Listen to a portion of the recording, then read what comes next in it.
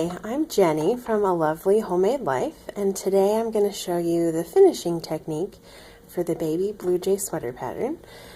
So first we're going to start by folding our edge under. So you see this nice garter rib right here.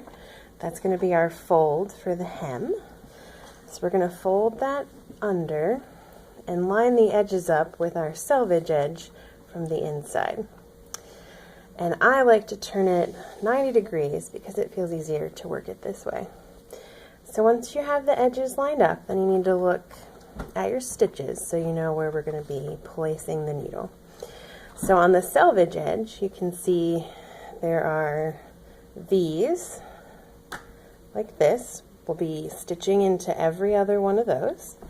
And on the garter edge, you can see there are bumps, like that would look like garter stitch. So an inside one, an outside one, an inside one, an outside one. And we'll be stitching into every third one of those all the way around to tack these two pieces together. So the first part is the tricky bit, but it's on the back side and no one's going to see it, so just do your best. So you'll take your needle, and here's the very long tail that we left after we bound off the edge. And you're just going to insert your large needle into the lowest V that you see of the selvage edge and pull it tight. Now it doesn't matter if your edge is a different color than the body of your sweater, because the stitches are going to be hidden right underneath here in the little trough and you won't even see them. So we have our first stitch made to anchor it down. Now we're going to skip the next V stitch. And we're going to work into the third one. So here's the third V, and we're going to push our needle in and look for the garter bump that lines up with it. That's an inside one, so the one that's closest to the selvage edge. And we'll pull our thread through here. Just pull that tight. It's a little bit of a long piece of yarn at the very beginning, but you need that much to get all the way around without having to splice. So then we're going to skip two bumps. We're going to skip an outside bump and an inside bump. We're going to work into the next one with the needle and skip one V and go into the next one. And after you've done this a little while, you don't even have to count. You just kind of feel where it goes and pull it tight. And since this is the same color as our edge, it just blends in and you barely see it.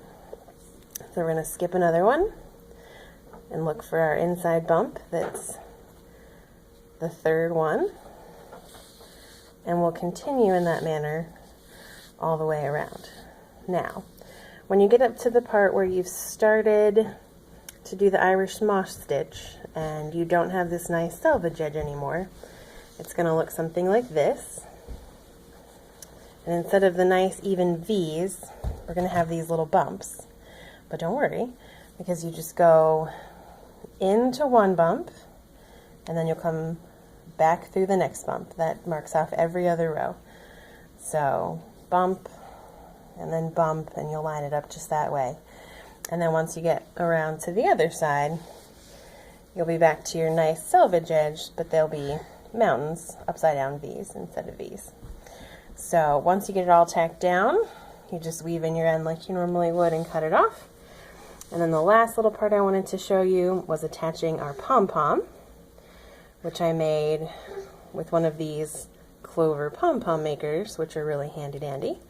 If you don't have one, there's lots of YouTube videos to create your own with a couple pieces of cardboard. You can do that, that works well. There's also instructions for how to leave the pom-pom off if you don't think that's going to be a functional design element for your sweater. And while we're talking about variations, there's also instructions to do different colors, single color. You can do all sorts of different things. A button band instead of a single button. So make it whatever you want it to be. So to finish off and attach the pom-pom, I just tied a small knot in the end to keep it from raveling. And then there are two holes at the peak of the hood. Here's one, here's the other one. You're just going to thread each of the tails of your pom-pom into a hole. And we're doing this because you can't really wash a pom-pom. And if you have ever had a baby, you know they're pretty messy, and so it's a really good idea to be able to wash their sweaters. So if we can remove the pom-pom for washing, that'll make this a much more functional piece. So we just pull it tight across the peak of the hood. Then you're going to flip it to the inside. Here's where my tails came out. And all you have to do is tie a little bow. It's at the peak of the sweater, so it's not going to get a lot of rough wear. And the bow should stay tied until you're ready to undo it for a wash. And that is how you finish off your baby Bluejay. So best wishes and happy knitting. Thanks.